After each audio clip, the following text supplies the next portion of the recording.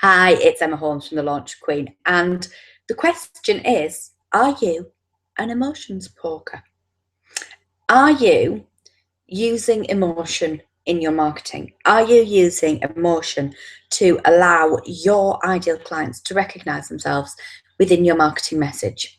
Are you reaching out to your clients through allowing them to see that you get how they feel, that you empathize with the situation that they're in, that you are fully aware of what they're going through? So when I first say to my launchettes that um, you need to play on people's emotions, it always sounds really awful. And I always say to them, this is going to sound really awful, but within your marketing message, you need to think about the pain points of your clients. You need to think about what they're struggling with, what they're suffering with, how they feel emotionally around the things that you're going to be able to help them with. So what is that feeling right now? Are they feeling frightened? Are they feeling frumpy? Are they feeling like they're a bit of a failure? Are they feeling that they just can't do whatever it is that you can teach them to do? What emotions are being invoked in them? Because once you start to address those emotions, then your audience can start to recognize themselves within your marketing. So it might be that you go through, are you feeling like this? Are you sick of?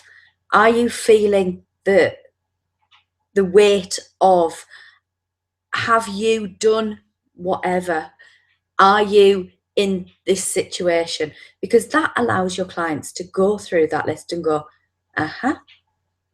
yep, that's me. She's talking to me. Yep, that's definitely me. So I'm not saying that you are going to poke people's emotions to make them feel bad. I ask that you use emotion for your audience to be able to recognize themselves, so that you can then show them how you can help them, how you can make that better, how you can stop them feeling that way, how you can remedy the situation that they're in. So, for example, I use things like, have you had a failed launch? Have you sat there and wondered whether you're actually cut out for this? Are you concerned that your product actually just sucks a bit? Are you worried that you'll never make the money that you would like from your product or service? Do you feel out of your depth? Do you panic at the thought of doing live videos? Are you clueless when it comes to thinking about automation and sales funnels? Do those words bring you out in a rash? Do you feel like you're just completely a million miles away from where most people are in their business?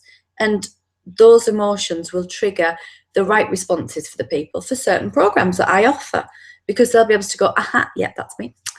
Yeah, I've gone out there and I've tried to do that in the past and it didn't work. Yeah, I've done that. And then I'll go on to tell them either, I'll impart some knowledge and information and let them take something away, take some value away that they can implement into their business immediately. Or alternatively, I'll show them ways that I'll be able to help them solve those situations. So it's not about playing on emotions in a negative way. It's about you taking the emotion that your client is feeling so that they can recognize themselves, and you can show them how you can help them, either how you can help them immediately or how you can help them by them working with you. So it's not negative. I promise it's not negative. It's about recognition. It's about empathy.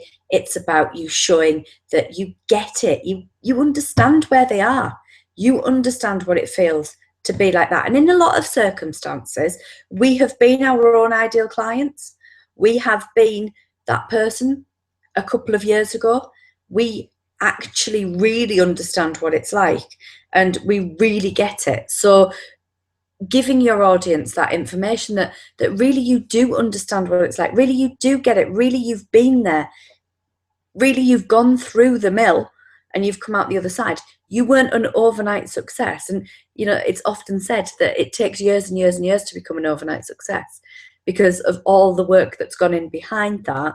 And then suddenly things start to come together, things start to work, and you go, whoom, and you skyrocket, and then suddenly people just think you've come out of nowhere.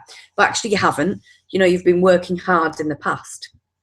But to be able to go back and to empathize with your audience and with your crowd does masses, not only for them recognizing themselves, but it also does masses for the know, like, and trust factor. If they know that you understand, if you tell them your story, if they can get you, if they can understand where you've been and how you've got to the place that you are, and particularly if you're selling them something that will help them get to that place also, then they can see you as an inspiration. They can see that, well, if she's done it and she knows how to do it, then she can teach me how to do it too. She can take me on that journey and I can get to that place. So it allows so much extra relationship building within you being able to impart to them your story, the fact that you get it, the fact that you empathize with them, the fact that you're not somebody sat in some ivory tower who got lucky or who came out of nowhere or just has these skills that must have been genetic. They must have just come from nowhere. They must have just had them and it happened. Because, all of us have had to work at our craft. All of us have to continue to learn. All of us have to continue to develop. When I was a lawyer, then I had to do a certain number of hours every month, every year, continued professional development, CPDs, which an awful lot of professions do. Because you've got to keep up to date. You've got to move forward. You've got to continue to nourish your own knowledge. So not only do you then allow them to know how you've got to where you are, but as you move forward as well, and as you learn more, you can help them more too. So you shouldn't stay stuck. You should look at people who resonate with you also, and that are talking to you in their marketing, because they might be able to help you get to that next step. So it's not negative to use emotions in your marketing. It's not manipulative to use emotions in your marketing, as long as you use them in a really helpful and organic way that is there to nourish them. It is there to allow them to recognize themselves, and it's there to show them that it's not the end of the line, that it's something that can be changed, it's something that's fixable, it's something that you can help them sort out.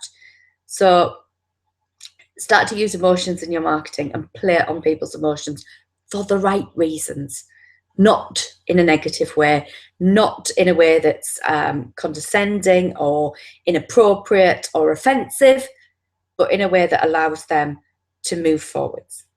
Bye for now.